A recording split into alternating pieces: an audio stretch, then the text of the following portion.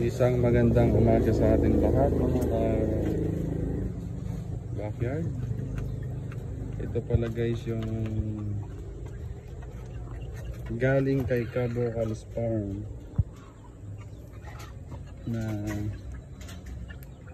ang breeder niya ay galing kay Mr. De La Cruz, Salvi De La Cruz, na legit siya mo breeder.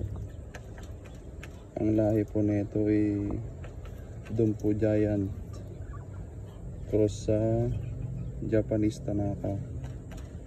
Yan guys, konting panahon pat magagamit natin ng bahay na rin.